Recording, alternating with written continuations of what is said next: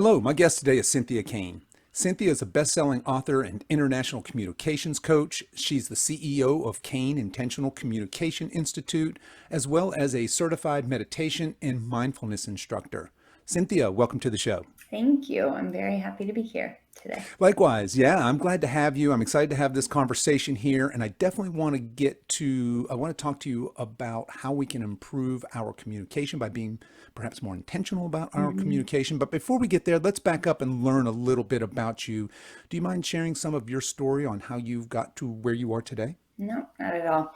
I got here in a very roundabout way. It's not as though I was, 10 years old and like, I really want to help people change the way they communicate with themselves and others in the world. I used to be very passive aggressive and I was very reactionary. I just kind of slam doors, walk away. I had a really hard time being in silence. It was very uncomfortable for me. I felt like I needed to just constantly fill the space.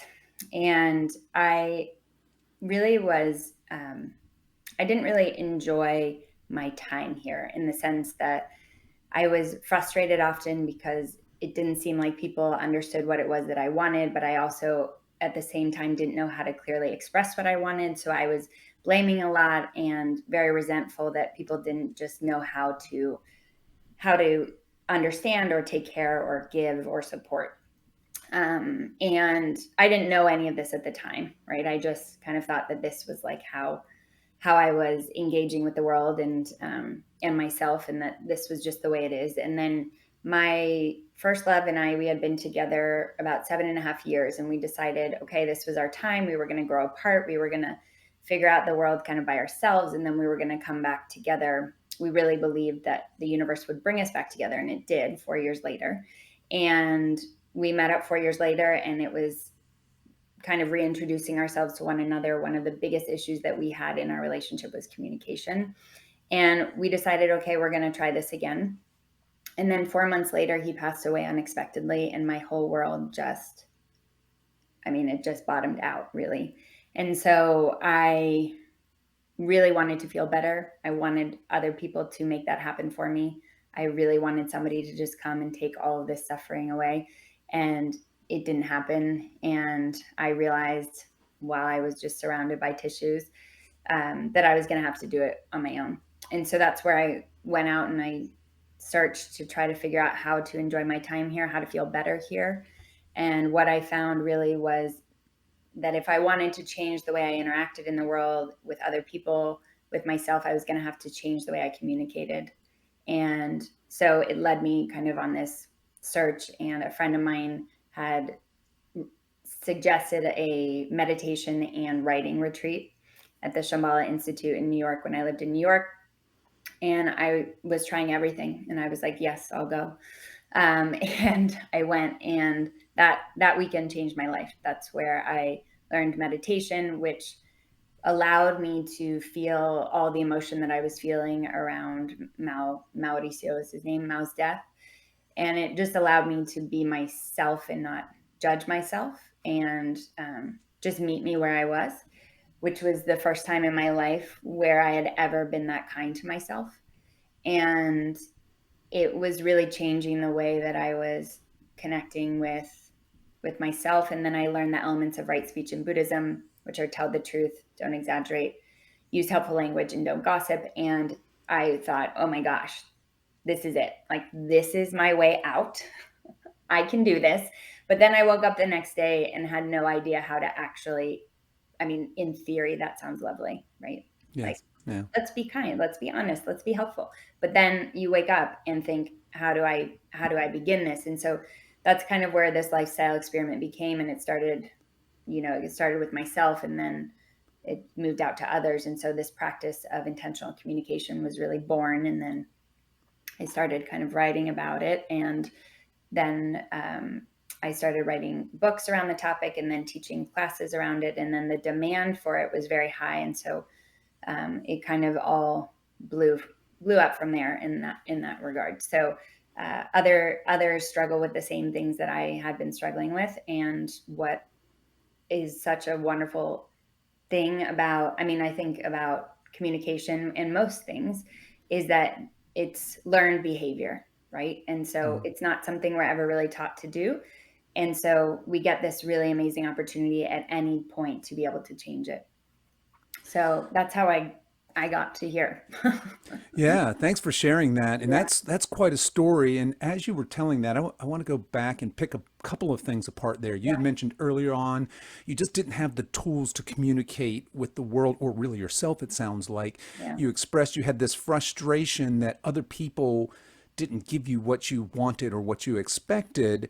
And at the same time, you didn't have the tools or the communication skills to communicate that, right? To ask for Yeah. what you wanted. And there was this gap, it sounds like. Hmm. And the other thing I heard in there that I wanted to pick apart was the the nonverbal communication. You had mentioned slamming doors and storming off, and Yeah. that is, in fact, a form of communication. Perhaps not, and Yeah. maybe it's intentional, maybe it's not, but it Mhm. certainly isn't a positive form in most sense of the word. So let's start with that nonverbal piece. Where does that play in intentional communication? Because I think, I don't remember the statistic, but I've read somewhere that Yeah. nonverbal makes up X% of our actual communication. And it's a shocking amount. It's not 1 or 2%. It's a Hmm. lot, right? Yeah. Yeah. So the piece, so intentional communication itself is really being able to express yourself in a kind, honest, and helpful way, right? That's deliberate, that is conscious, that is non-judgmental. So really more of a friendly way of connecting. And that is within your words. It's also within your actions, right? And so in nonverbal communication. So the idea is that we become more aware of the fact that there's something happening within our body, right? Something has happened. We've had a conversation. Someone has said something, and there's just this flood of sensation in the body. And what happens with that sensation right now, everything happens so quickly that we feel the sensation, we automatically protect ourselves in some way, and then we act, right? Like it's just that automatic reaction. We have those default patterns. And so whenever whenever we're in situations where we feel threatened or we feel uncomfortable in some way, we will go to a reaction. And often our body is the first to react, right? Because everything, as you probably know, everything is in the body, everything lives in the body, right? And so the nonverbal cues are so important because often, it's that age old kind of back and forth where someone's like, how are you doing? And you're like, I'm fine, right? And they're like, well, you don't seem fine. And you're like, I'm fine. I'm fine, right? And your shoulders are shrugging, you're a little low in the body, your tone is off. And the truth is that you're not being congruent in that moment, right? Because if your tone is off, if your nonverbal communication is off, it's showing that there's misalignment there, right? That like what is happening on the inside for you is not truly being expressed on the outside. If I were in alignment in those moments where I slam the doors, it would look differently. It would look like, oh wow, here's all this sensation in the body. What am I feeling in this moment? I'm feeling stupid. I'm feeling misunderstood. I'm feeling invisible. And so then I would be able to say, you know, whoa, whoa, whoa. What you were just talking about really was hurtful to me. This is the feeling that I'm feeling, instead of avoiding it by slamming a door and making it into an exaggerated gesture, right? Yeah, 100%. I think that probably most of my listeners here can relate to exactly what you're saying, right? I Mm-hmm. think especially in these days, right, where we have such divisiveness here, we said this big cultural divide, and Yeah. so we have all of these triggering topics around us, right, in the politics and everything else that's going on in the world. And you had described that very well, I think, when you talked about, in our bodies, when we hear something that we maybe violently disagree with or doesn't jive with our current worldview, that Mm-hmm. first reaction is this gut reaction, right? And by that, Yeah. I mean this visceral body reaction. And there's these biological chemical things happening, right? Mm-hmm. We're releasing cortisol. Yeah. All of it. But you had said we put up this wall. And I think that that's the most common reaction when we hear something that really disagrees with us, right? And so our communication skills at that point have completely broken down. Once that wall goes up, and you can see it. I mean, that Hmm. is, it is, Yeah. unless somebody's a very, very good actor, you can see when that wall goes up. And right then and there, then the communication changes from being productive, I suspect, to being very unproductive, because now my wall's up and, well, wait a minute, I'm right. No, no, no, you're not only are you wrong, but you're perhaps you're even evil. I don't know, but Yeah. we're at completely different odds here. And it seems to me that the communication then has just completely disintegrated. What are some strategies for when we hear something that triggers us or that gives us that visceral reaction, or when we feel that wall going up? What are Mhm. some strategies we can use to back up and say, okay, wait a minute, why am I feeling this? What am I feeling? And in that moment when things are very emotional, how can we be intentional with our communication in that sort of situation? Yeah. So it is, I mean, you are correct, right? The moment that wall goes up, it's just very difficult to hear anything. All we hear is ourselves in that Right. moment, right?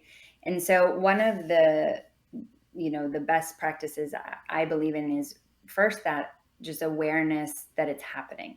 So the awareness that there is a wall, the being very honest with ourselves to say, I am I am shutting down right now. I am not open to any type of opinion right now that is not my own. Yeah. And this isn't something that you're necessarily saying to the other person. This is something that you're saying to yourself, right? So in that moment, you are aware, oh, there's my wall. My wall's up. I see my wall, right? It's, this high, it's this color, it has this shape, maybe it's a fence, maybe it's, one of the pointy fences, maybe it's a wire fence, but you really start to understand, okay, what is my fence? Where does it exist, right? How high is it right now? So you bring awareness to what's happening, and then you talk to yourself in the moment. So usually what happens is the walls come up and our focus is on the other person, blaming the other person right away. I can't believe they think this. Why in the world are they talking to me about this right now? Don't they understand that I know I've done research, I've done all the things, right? And so that's where we go automatically. So we want to be able to see, okay, there I am. That's okay. No big thing. Now I'm just going to bring the attention back, talk to myself differently here. So in that moment, to be able to say, you're upset right now. You're feeling, attacked right now. It's okay. We've got this. What are your feet doing? What are your hands doing? What's your belly doing? Take a breath and soften, right? You can even just say the word soften to yourself in that moment, and your body listens, right? So your body listens to your words. So when you say soften, your body softens, and then you're able to see. And then you can see and you can say, okay, how can I be helpful to this person right now? Can I see this person with friendly eyes right now? Is this a conversation that is, moving into more hurtful territory, or can I change that so it becomes helpful, right? Do I need to leave the situation? Do I need to leave the conversation? So really what you're trying to do in that moment is to access yourself. Because like you were mentioning before, right? The cortisol is pumping, so you're in that fight, flight, freeze moment. So our work in that moment is to find a way to calm our body so that our body feels that it's safe. And one of the best ways to do that is through touch and through talk. So even when you're telling yourself soften, like you can just, squeeze your fist, you can kind of pat your leg, you can maybe rub your heart, right?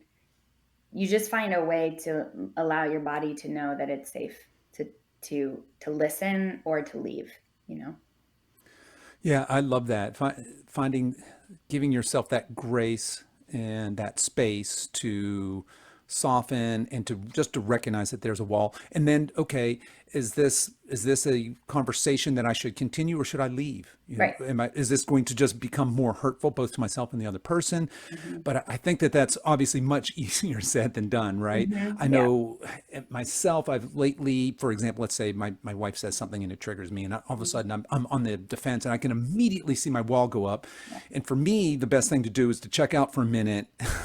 Like you said, take those breaths, and I hadn't thought of it as softening, but softening, and then really exploring, okay, what is it about that, Yeah. and this is actually a new journey for me, a new Mm-hmm. place in my journey, is really trying to examine, okay, what about that statement upset me in that moment? And very, very often what I find is it's something that I need to work on. But Yes. that's not my initial reaction. My initial reaction is, holy moly, what you're Right. you're wrong. Mm-hmm. I'm right. Right. Yeah. Everybody can see that, right? And that's not always the case. Right. So, all right. So, first things first, when we find ourselves in those situations, is just recognizing that we're putting up a wall. I Mm-hmm. love the way that you say to create some imagery around that. What does your wall look like? I hadn't thought about that. Is it a fence with razor wire? Mm-hmm. Yeah. Is it a brick wall like the guy behind you right there? Mm-hmm.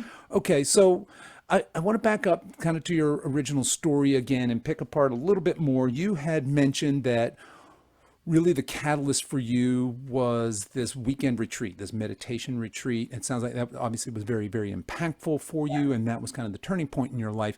And you had briefly mentioned in there, we had talked a little bit about the elements of right speech in Buddhism.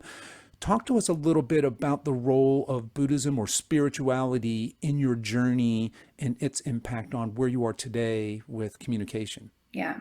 So I didn't really know much about Buddhism when I went that weekend. I mean, just a little bit from what I had learned in college, maybe. Um, and what I really took to was this idea that I had everything within me to move myself out of suffering. So it was this idea that there was nothing wrong with me. I was not broken. I did not need to be fixed. All I needed was to allow myself to be in whatever state that I was in. Was that possible? Right? Was it possible for me to feel insecure and anger and jealousy and allow that to be okay? Right? Was it possible for me to have so much fear and anxiety and become friends with it, right? Could I become friends with myself? Basically, that was what I was learning how to do through meditation. And what it impacted for me was the way that I started to see myself. I started to see myself really with more of a loving eyes. And I wasn't as judgmental anymore. I used to beat myself up for everything. And it just gradually became less and less, because what happens in meditation, and do you meditate? Do I? Yes, I do. Yeah. Okay. So that point in meditation where you have like all of these thoughts that are there, and it's not to get rid of the thoughts, but it's really just, okay, I'm just watching my thoughts. I'm just kind of observing, and then I'm noticing, oh wow, okay, I'm really stuck in one. Like I'm really over here. And so there's that beautiful moment where you get to be like, oh, hey, I'm distracted. Thanks so much for sharing. I'm just going to come back to, my attention on my breath or my body or wherever my attention is. And that moment is so critical, because for me in the beginning, that space was really mean. It was like, what are you doing? You don't know how to do this. Stop it. Come back, right? Like it was like very drill sergeant like. And what I learned through that process was to be like, oh, it's fine, babe. You've got this. You're a good girl. Like you just come back. It's not that big of a deal, right? And by doing that, that then translated off of the cushion, so to speak, into day-to-day life. And so soon what ended up becoming this practice I was doing on my cushion, really what I started to notice in my interactions with myself and with other people was my practice. And so the way for meditation and communication I truly believe meditation is the glue, right? Meditation is what makes it so that we can become more responsive. We can become less reactive, right? So that we have that gap. You know, people talk about, well, just pause and then say something. And you're like, great. How in the world do you pause, right? The practice of meditation helps with that space. And so it really reflects, you know, when we're in conversation and we're talking to someone and we get distracted. It's like, oh, I'm distracted. Thanks so much. I'm just going to come back to the person that I'm talking to, what they're saying, the present moment, right?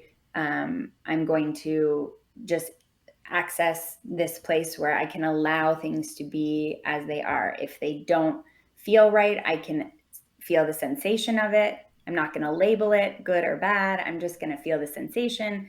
And then I can come back to the person and I can talk to them about, you know, after processing, like what you were talking about before, I can actually speak, right? So Yeah, so I think that what you're describing there, certainly in my own practice, and it was through a professor in college that actually mhm. introduced me to meditation at a Yeah. time when it was critical for me. So it was the right time and the right place. And I've off and on my entire life had Mhm. some sort of a meditation practice, and I find like you're describing, it's almost this detachment from my thoughts, right? So Yeah. I'm looking at my thoughts almost as a third person observer and just allowing them to be. And I love the way you talk about self love and grace and say, okay, what am I feeling? Oh, I'm feeling insecure. Or I'm feeling angry. And why am I that way? Oh, I'm that way for this and this reason, which maybe aren't very pretty, but just Yeah. allowing that and accepting that without judgment is a lot of the power of meditation. Now, folks out there listening who don't have a meditation or maybe a prayer practice or something similar, journaling practice, uh, may think that sounds a little woo woo, and you know, you had mentioned on the cushion they're probably thinking that you're spending hours at a time just Mhm. om, but Yes. really a meditation practice doesn't, especially starting out, probably shouldn't be hours on a mat, right? No. We're talking what, 5 minutes 5 minutes. first thing in the morning would be a fantastic Yeah. starting place. Yeah.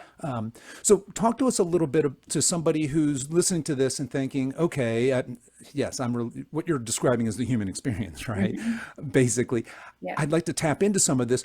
How would we get started practically putting a meditation practice in place? Yeah.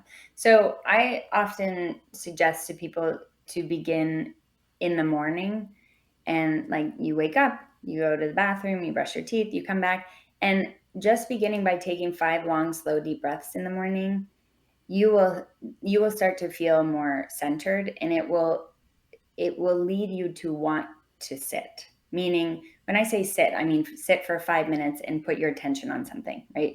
The meditation work that we do is really specific to communication. So the meditation practices are, you know, to be able to feel more compassion for yourself or compassion for others, or when you have difficult conversations and things of that sort. Though I really believe that, you know, 5 long, slow, deep breaths, you will be surprised at how long that, like, how long that truly takes. One inhale, that's one breath. And just even doing that, you will feel relaxation happen in the body, and you will start to engage with your world very differently just from 5 long, slow, deep breaths in the morning, I believe. Yeah, no, I'm 100% with you, and certainly that breathing that you're describing is a fantastic way to start your each day. It's Mhm. also useful throughout the day. So I have a Yeah. breathing practice similar to that, right? And then basically the idea is we're taking this deep belly breath right in through the diaphragm, Mm. maybe hold Yeah. it for a second or two, and then that long, slow exhalation. That exhalation being longer than that inhalation moves us from this sympathetic to parasympathetic state. So from that fight or flight state that you're probably feeling very often throughout our days with this chronic stress most of us are experiencing, into more that rest and digest.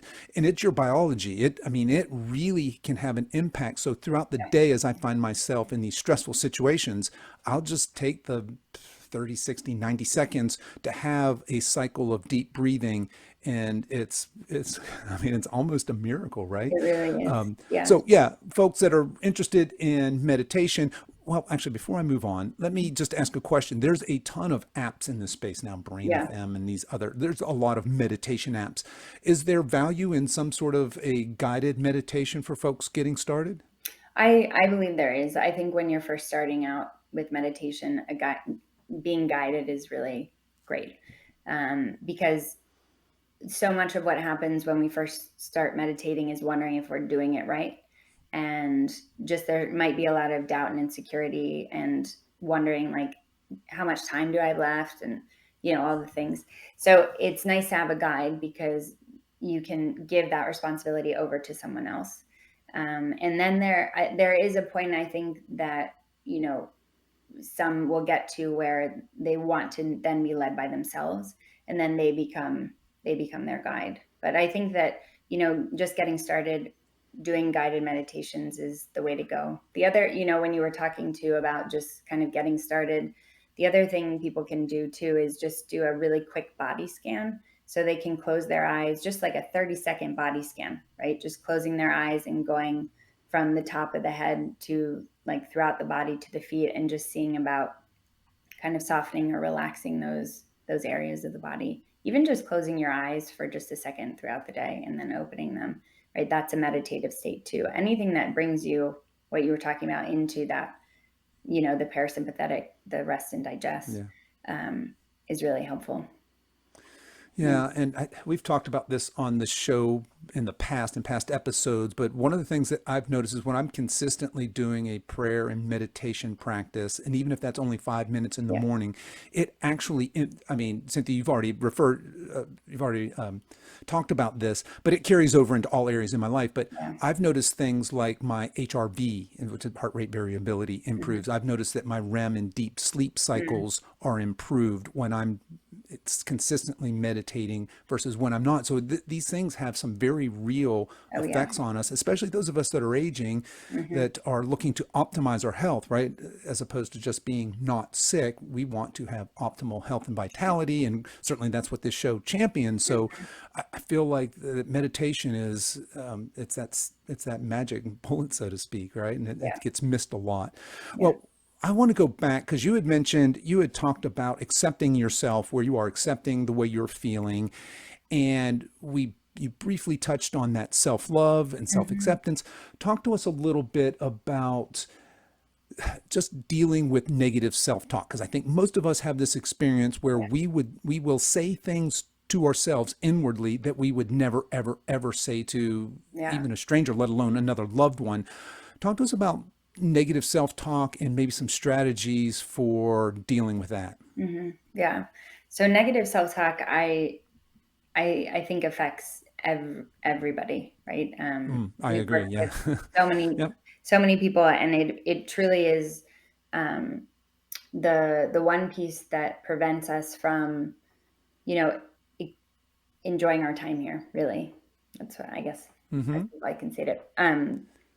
So often, what we go to the negative, right? There's like the negativity bias, and so usually that's just a normal behavior for most of us, right? You could have somebody give you 25 positive comments, and then there's one negative, and you will just focus directly on the negative, and then you go and you beat yourself up, and then suddenly you're the worst person in the world, right? So a way for us to kind of quiet the negative self-talk won't ever go away, right? It will get louder the more you push it away. So our work, again, is to be able to see that it's happening. So the awareness piece is really important, to start to notice where it comes most often, right? With Is it happening in stressful times? Is it happening with certain people that you're with? Is it happening when you look in the mirror? Is it happening right when you open the refrigerator? Wherever it happens, you want to begin to become really familiar with the talk itself, because you will likely be saying the same things over and over and over again every single day. It's the same thing that you're saying. So we just want to start to get familiar with the language first. And then once you are seeing it more, then you get to be like, oh, hey, thanks so much for sharing, Yeah. right? Thanks so much for sharing. But, in this moment, I want to go a different direction, right? In this moment, I want to think about, what do I want to feel like instead? And then what's the next step I can take to feel that way, right? Or it's being able to just see that in that moment we're feeling less than in some way. And for us to be able to just the physical activity of even just putting your arms around yourself and being like, we've got this. It's okay. Like, we're okay. Right. And to know that we can say, even though I'm feeling this right now, I deeply and completely love and accept myself. Like, even though I'm upset at myself right now, I deeply and completely love and accept myself. And no matter how many times you have to say that, you can say it until kind of the charge is gone, right? But it's not about becoming your best friend in the moment and switching things to a positive and affirming things. It really is, okay, we're feeling upset right now about something, and we're feeling like we failed at this, or we're feeling like we're never going to get to the goal that we have for ourselves. And we can just notice that that's the feeling that we feel. And I can be like, okay, thanks for sharing. I want to feel something different right now. What can I feel? Right? How do I want to feel differently right now? Or we can give ourselves a hug, right? But it really is more around allowing ourselves to change, right? Because the negative self-talk, all it does is it keeps us the same. It won't let us move. It won't let us grow, right? And so once we are able to see, okay, that's what this is doing. This is just keeping me where I am. This is keeping me stuck in the same place. And really my desire is to be in a different place. It's like, okay, well, how can I tap into that different place? Right? How can I be able to say, okay, right now I'm kind of like playing the victim. I want to move into feeling like more confident. Okay, so then that means I need to be talking to myself in this way, or this means I need to start doing these types of things, right? So it's a little bit of that. Yeah, okay. Thank you for that. Yeah, That's very insightful, because I think that, again, is a part of the human experience. And you had mentioned it as a negativity bias. And you're yeah, absolutely right. Somebody can compliment us 25 times and we get that one, what we perceive as an insult, or it doesn't even have to be that. We're always looking for negative things, it yeah. seems. And just being aware of the environment where that happens, being Mm-hmm. aware of what it is you're feeling and acknowledging it, right? And then I love how you described that. What did you say? To deeply and completely love yourself, maybe even give Mm-hmm. yourself a self hug. Yeah, But I hadn't really thought about that negative self-talk keeping us where we are, but it certainly does. It's very hard to grow when you're telling yourself these horrible things, right? I'm not yeah. good enough, or I'm, et cetera, et cetera. And I think that a lot of that, what you're referring to then, is this sort of this mind shift, saying, okay, who do I want to be? What do I Yeah. want to be feeling? And we've had some past guests that have described this very eloquently as becoming the person you want to be before you're actually that person. Mm, So let's say, you're to come into my world nutritionally. yeah. Let's say that you want to lose this weight. You want to be 20 pounds lighter, right? Mm-hmm. Well, become that person before you even start researching your diet Right. or what exercises you're going to do or what lifestyle changes you're going to make. Become that person. Okay, what would that person look like? What would that person do day to day? What would that person think? What would that person feel? Yeah. And I had a guest in the past that referred to that as spiraling up, right? We all know a Mm, downward spiral. And I like this that. is more that Yeah. positive upward spiral where these new thoughts that you are introducing are actually pulling yourself to that desired state. Like you had said, Mm-hmm. well, I'm here and I'm stuck here by these limiting negative thoughts. Yeah. Okay. But thank you for sharing that. Mm-hmm. I think that that's very insightful and something that we can all identify with and maybe make some real changes right away. Now, the other thing I wanted to talk to you when it comes to intentional communication is the role of listening. So obviously communication, when you say, oh, intentional communication, okay, being very clear and direct Mm-hmm. and honest and loving with my words, and maybe practicing those, we had mentioned the elements of right speech. Mm-hmm. But what about the other side of that? How important is listening and maybe intentional listening for communication? Yeah.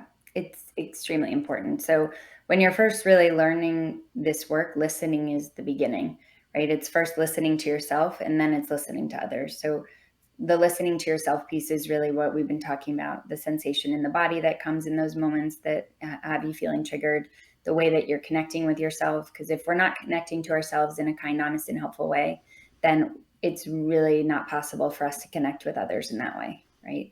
And so first we begin listening there. And then when we move to listening to others, it's really, it's moving into this space of meeting people where they're at, right? So instead of going into our interactions or conversations with wanting to fix or to solve or, you know, to for them to become kind of just like volleys of information, right? Um, the way through is to be able to connect with people in a way that you're being helpful, right? So you're there to, I mean, you're really there to be able to be supportive as opposed to um, like take away. Because the purpose of this communication is to reduce your suffering and that of others. Suffering is a big word, but really suffering, really what it just means here is like discomfort, right? Dis-ease. So if you're in a conversation and, you know, someone is sharing something with you about an experience that they had, often, you know, our one is to just jump in and help them through it, or to jump in and kind of get them to, you know, next week, even though they might be experiencing heartache right now, right? And that's not really helpful for the person, right? So in terms of listening, what we're listening for is, what does this person need from us right now, right? So it requires us to stand back. It requires us to um, like take a position of just, let me sit next to this person, as opposed to, right, um, let me try in this situation. Does that make sense? Yeah, it does. And you said a couple of things there that I find fascinating. One is, of course, I hadn't thought about it, but listening skill starts with listening to self and then to Mm-hmm. listening to others. And I think the way you're describing that is we're listening and we want to be empathetic, right? Yeah. You had, I think, referred to that several times throughout the day, but as opposed to just wanting to convey information or to get something from somewhere. And then you said something I thought was very interesting. You said the purpose of this communication is to reduce suffering. And I think that may take many of the people hearing that aback a little bit and say, oh, the intention. So do you mind talking a little Yeah. bit more about that? Because when you Mm-hmm. said that, my eyebrows shot up a little bit. I'm thinking, oh, I hadn't really thought about it. And Yeah. certainly the world would be a better place if we all communicated with Mm-hmm. this idea of reducing suffering, right? Yeah. So often when we think of the purpose of communication, we think of relaying information, we think of, you know, sharing, we think of, you know, expressing ourselves, or some people will think of getting their point across, right, and things of that sort. Truly, though, I mean, when we look at, if we were to kind of go with a microscope and look at each of those and you filter them through the elements of right speech, they don't really work, right? Because most of them are exaggerated states. Most of them aren't using helpful language. It's more like hurtful language to, you know, kind of um, drive through a situation to get somebody to listen, to get somebody to understand, to get somebody to think differently, right? And so our filter really makes it so that we're really looking to see, okay, if I'm in a conversation, let's say with my partner, and they say something to me, and I get triggered, and I slam the door and I walk away, that causes suffering. That causes suffering for me because I'm angry and I'm not expressing it and I'm just holding it in and I don't know how to talk to it. And then it causes suffering for my partner because my partner has no idea what's going on. And so now they are uncomfortable and they are feeling, you know, threatened, and their stress levels have risen too. If we take that same situation and, you know, your partner says something and instead you can feel the sensation in the body, you're like, wow, I'm upset right now. And you can feel all of it, and almost it's like you move it to the side so that you can access the moment, right? And then you say, that was really hurtful to me. Can we talk about it? Or, when you said that, I felt misunderstood. The next time you want to share with me how to cut bread, I'd appreciate it if, you would ask me if I need guidance first, right? Like, so, and then in that moment, everything's clear. No, there's no suffering, right? And so it reduces our own suffering and that of someone else's. So even just coming to any conversation with that in mind, it changes the way that you communicate, right? It changes how you use your language. You become way more conscious of the other person and way more conscious of yourself as well, right? Um, you can think you want to say something and share something, but we often run it through, like, is it helpful? Is it necessary? Is it kind? And is it honest? And sometimes people are like, well, it's honest. And it's like, well, but it's not kind or helpful. Sometimes it's kind, but it's not honest. Sometimes it's, honest, but it's not helpful. So, um, and it's not that these things also happen right in the moment. Before all this, where you're just thinking about it, and it's just a period of digestion, right? For what you're learning to kind of sink in, and then soon you start to see it and you start to pay more attention to it. Okay, so I love that thought of filtering our communication. Is it helpful? Is it necessary? Is it kind? Is it honest? And certainly, again, we talked about at the top of the show, this world could use a lot more of these kind of Yeah. communication skills right now, because we see so much communication that's the exact opposite, right? Yeah. And it's not to blame people. It's just that we're in this state, and I think just we're not as self-aware of the importance of communication, how our communication is coming across, and we're using communication more as a shield or a weapon than we are, is it kind, is it necessary, is it helpful, Yeah. is it honest? Okay, so Cynthia, before we wrap up here, one other thing I wanted to ask you, because we've talked a lot about communication, intentional communication, and self-love and acceptance, things of that Mhm. nature. So as we start to put these things into practice and we start to practice intentional communication, how do these things spill over into other aspects of our lives Yeah. outside of just, meditating and thinking Hmm. about how I communicate with people? Yeah. I mean, it changes. Well, first, it changes your relationships, right? So, and it changes your relationships with your partner, with your children, at work, because what you are learning to do is you're learning really what is okay for you and what is not okay for you in a lot of ways, right? And so you also learn then how to talk to those things. So you begin to change how you're connecting. There's less fighting, there's less, tension. There's way more. There might not be understanding, but there's respect, right? You may not understand, someone might not understand what you're saying, but they respect what you're saying, right? Because you're starting to communicate in a way that other people can actually hear you. And so you truly begin to have more conversations, and you become more confident because you're seeing how the way that you're showing up is changing your moves, right? It's changing um, how people respond to you. And it changes your relationships to people. It changes your relationship to yourself, because you start to have so much more energy and space, because you start to see more of that which is helpful, right? So your attention shifts. Your attention shifts from what's not working, what this person isn't doing, what this person isn't saying, what I'm not doing, what I should be doing, right? And you move into what wanting to surround yourself by that which is moving you forward, right? So you become somebody who moves yourself forward.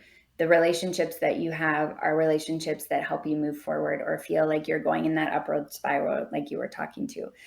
But then it also changes your relationship to your body. It changes your relationship to food. It changes your relationship to money, because you start to become way more conscious of how you are engaging in the world, right? You become way more intentional with what you're putting into your mouth. You become more intentional with the types of exercise you choose, right? For me, I can say personally, when I was in my 20s, the type of exercise I was doing in my 20s, I tried to do when I'm in my 40s, right? But I tried to do it and it totally burned my whole body out.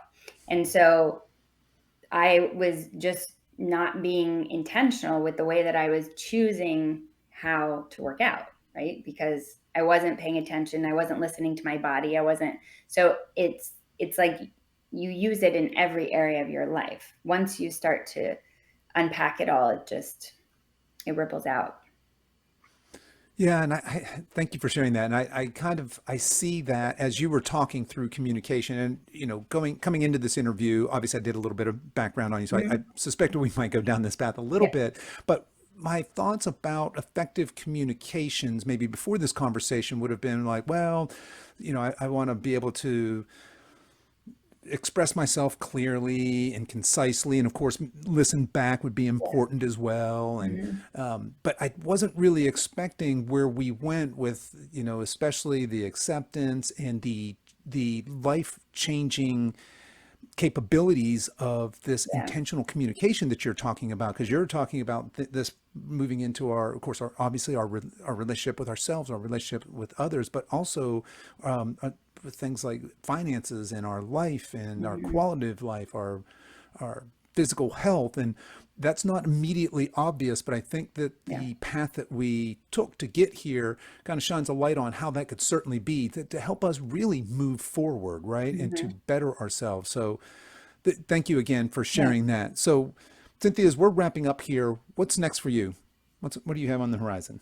Well, on the horizon, so I'm working on a new book potentially. We're almost there.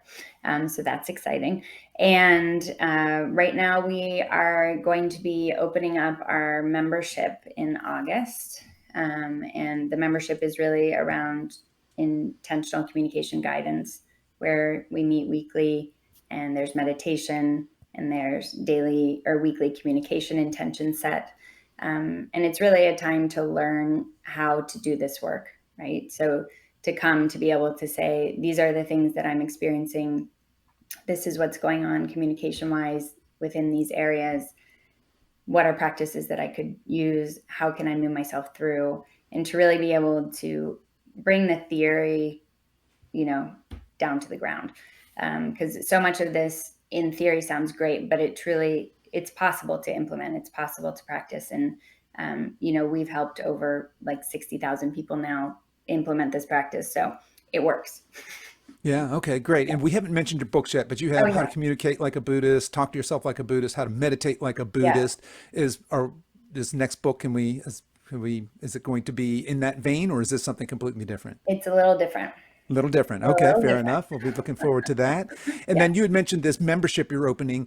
I know you work a lot with corporations. Is this something that just my audience, if they're interested, just as individual people, could participate in? Yes. So this is 100% for individuals. Gotcha. And it's a monthly membership. You can join, you can cancel at any time. It's very Okay. easy. All Yeah. right.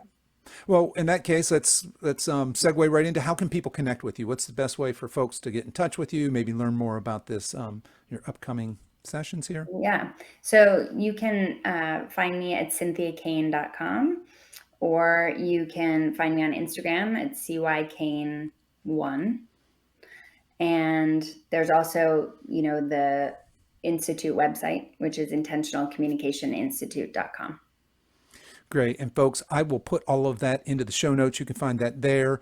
And that's www. And Cynthia Kane is CYNTHIAKANE. So you can, of course, you can Google that or just go to Mm-hmm. cynthiakane.com, get all that information there. But I'll put your Instagram and your Facebook, Awesome. YouTube, all of that will be in the show notes here. Well, Cynthia, I want to thank you so much for coming on the show today, sharing your personal journey with us and all of your passion and your love and your wisdom with us. And I just wish you all the best in all your future endeavors. The world needs more of what you have right now, I feel like. Thank you so much. I really appreciate it. And thank you for your time. Really loved being with you.